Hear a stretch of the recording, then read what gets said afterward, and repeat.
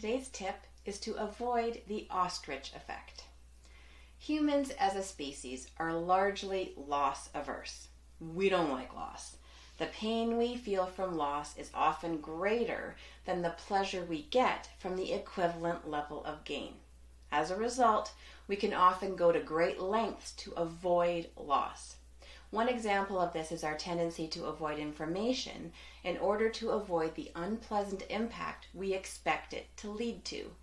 For example, we may avoid looking at our credit card statement to avoid the potential pain of realizing how much we actually owe and the potential loss of the lifestyle we like to lead. This tendency is known as the ostrich effect, and it's named after the common belief that ostriches try to avoid predators by just sticking their heads into the sand. Side note, did you know that this isn't actually true? Ostriches don't actually do this. While researching this topic, I discovered that when faced with danger, ostriches actually just lower their heads to the ground in an attempt to blend into their surroundings and become a lesser target.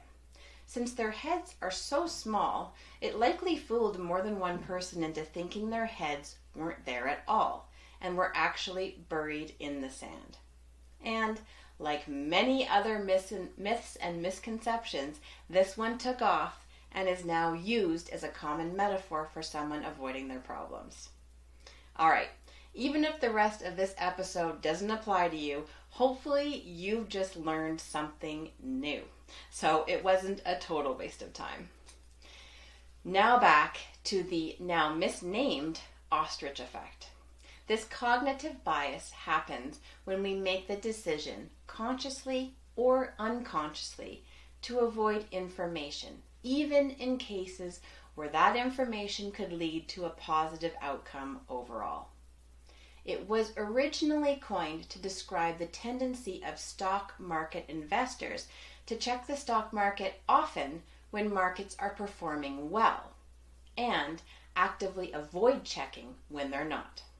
More related to our health and wellness, it can show up as avoiding going to the doctor to avoid a potential negative health diagnosis, or not stepping on the scale after vacation to avoid seeing a potential weight gain, or we put off keeping a food journal in order to avoid seeing any eating patterns that may make us feel bad about ourselves.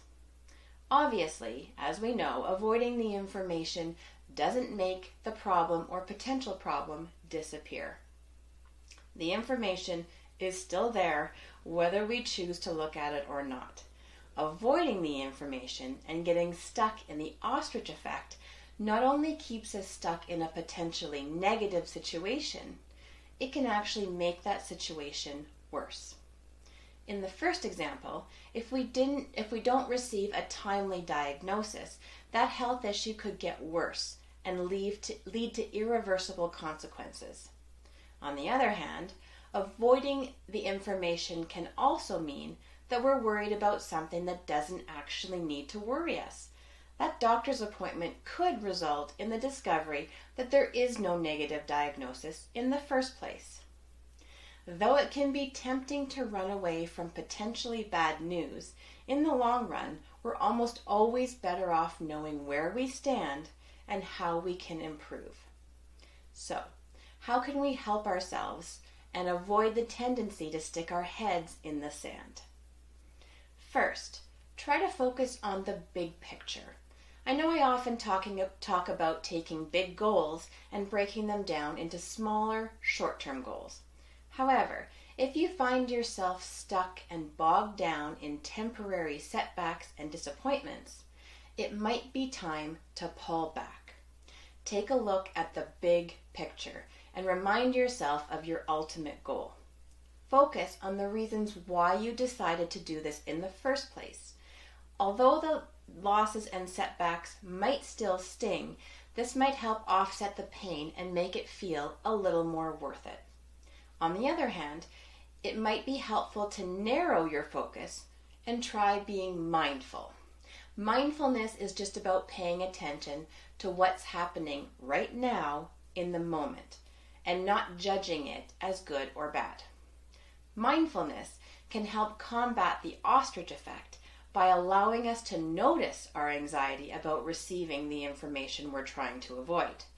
By taking a second to examine how we're feeling and what we're thinking, we might be able to recognize that our resistance to this kind of information isn't necessarily rational and that it might be holding us back.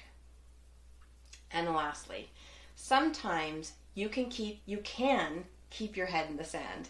You could step back and decide if the information you're avoiding is actually helpful or not.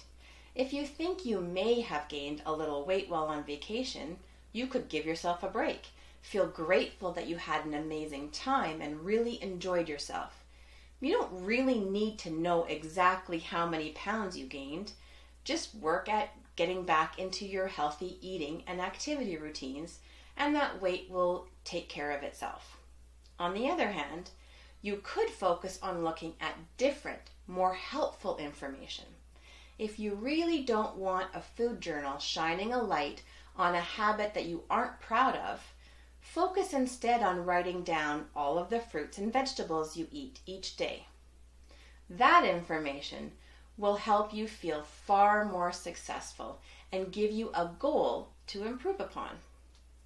Rationally, we know that avoiding our problems doesn't make them go away, and that it can actually make them worse. Unfortunately, we're not always that rational. If you have found yourself burying your head in the sand in an attempt to avoid some negative information or event, cut yourself some slack and try one of the strategies I talked about here. Information is power. It can be the power we need to stand up, shake ourselves off, and keep moving forward towards our goals. Willpower not required. Thanks so much for listening. I'd love to hear from you, so send me your tips, questions, or feedback. You can find me on Facebook and Instagram at Fired Up Fitness Coaching, or email me at willpowernotrequired@firedupfitness.ca. Thanks so much. I look forward to connecting with you.